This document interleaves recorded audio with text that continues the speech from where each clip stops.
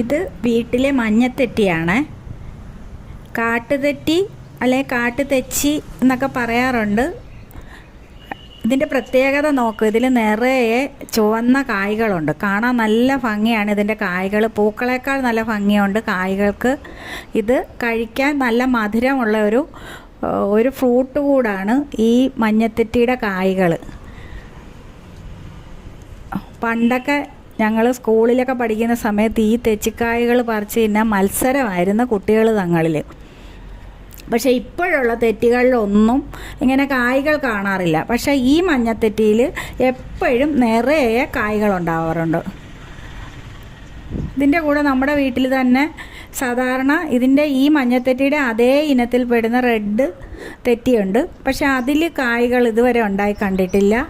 അതേപോലെ ഇതാണ് റെഡ് തെറ്റി, അതിൽ ഇതുവരെ കായ്കൾ ഉണ്ടായി കണ്ടിട്ടില്ല. അതേപോലെ തന്നെ നമ്മുടെ വീടുകളിലെല്ലാം സാധാരണ കാണുന്ന തെറ്റിയിലും അതിലും പൂ നിറയെ ഉണ്ടാകും, പക്ഷെ കായ്കൾ ഇതുവരെ ഉണ്ടായി കണ്ടിട്ടില്ല. എന്തായാലും ഈ തെച്ചിക്കായ നന്നായിട്ട് പഴുത്ത് കായ്കൾ കഴിക്കാൻ നല്ലൊരു ഫ്രൂട്ട് പോലെ നല്ല മധുരമുണ്ട്. ഞാൻ കഴിക്കാറുണ്ട്.